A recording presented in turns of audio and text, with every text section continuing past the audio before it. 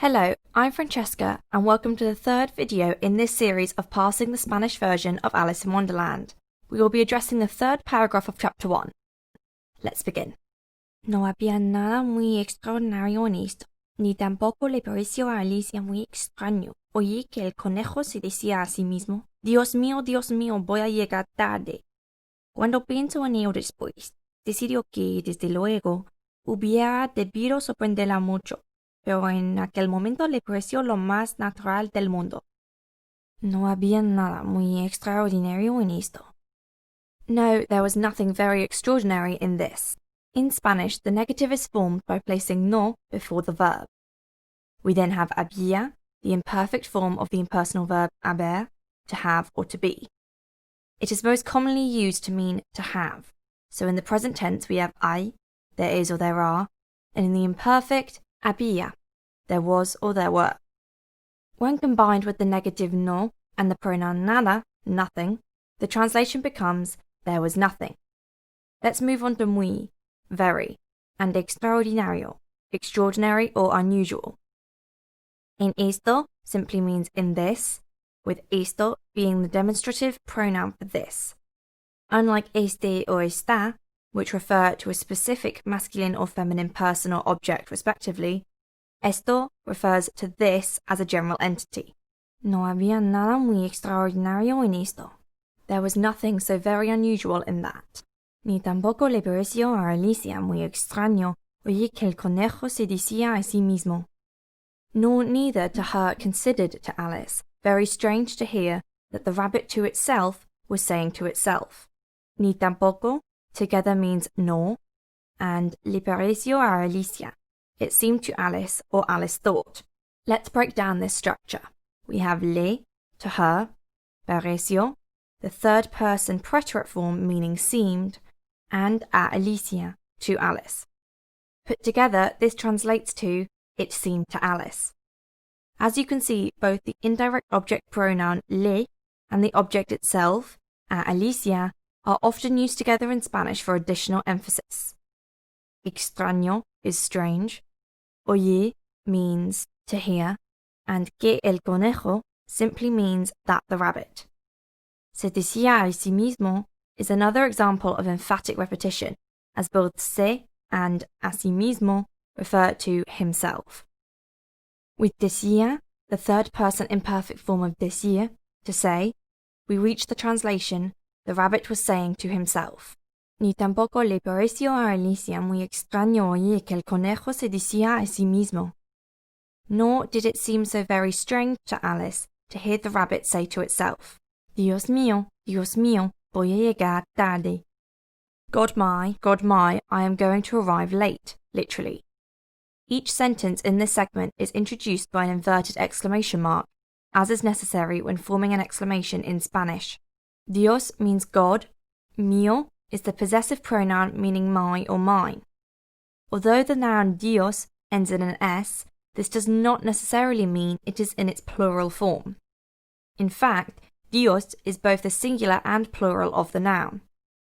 However, from the masculine singular form of mío, we can tell that Dios in this context is singular. Dios mío, my God, or oh dear. Let's now look at voy, the first person singular present form of the verb ir, to go.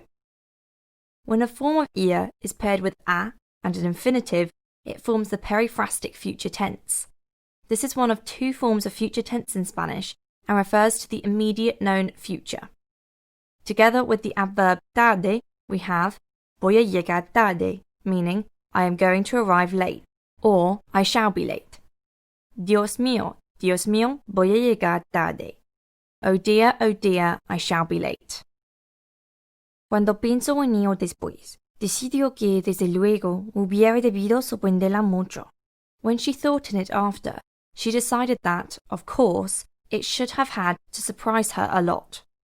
Cuando, when, pensó, she thought, in, and ello, the neutral pronoun meaning it. We then have después, after, and decidió, she decided. This is the preterite third person singular form of decidir. The use of the preterite here indicates that this was a definite decision made at a specific time in the past. Que means that, and desde luego is an adverbial expression meaning of course. Hubiera debido is an example of the pluperfect tense. However, what is unique here is that the stem, hubiera, is in the imperfect subjunctive.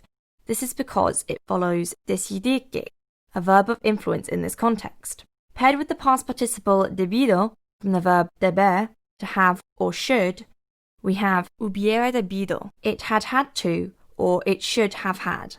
We can see that the subject of this verb is ello, as the pronoun agrees with the verb in third person singular, and also fits most appropriately within the context of the sentence.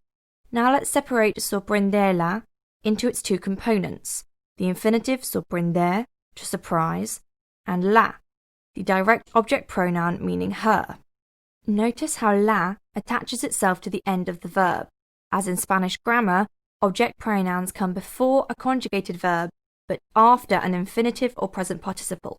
Along with mucho, many or a lot, we are left with the translation, it should have had to surprise her a lot, or more colloquially, it should have really surprised her. Cuando pienso en ello después, decidió que desde luego hubiera debido sorprenderla mucho. Of course, when she thought about it afterwards, she decided that it should have really surprised her. Pero en aquel momento le pareció lo más natural del mundo. But in that moment to her seemed the most natural of the world. We have pero, but, in, and aquel, the adjective meaning that in relation to a person or thing. Aquel is in its masculine singular form, so as to agree with the noun momento, moment or time. Le pareció, seemed to her, lo más, an adverbial expression meaning the most, natural, just like natural in English, del, of the, and mundo, world, tied together, but in that moment it seemed to her the most natural of the world, or in colloquial English, but in that moment it seemed to be the most normal occurrence in the world. Pero en aquel momento le pareció lo más natural del mundo, but in that moment it seemed to be the most normal occurrence in the world.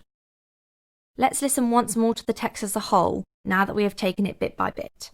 No había nada muy extraordinario en esto, ni tampoco le pareció a Alicia muy extraño. Oí que el conejo se decía a sí mismo, Dios mío, voy a llegar tarde. Cuando pienso en ello después, decidió que, desde luego, hubiera debido sorprenderla mucho, pero en aquel momento le pareció lo más natural del mundo. I hope you enjoyed this video. Look out for the next installment in this series, where we will be parsing and translating the rest of paragraph 3.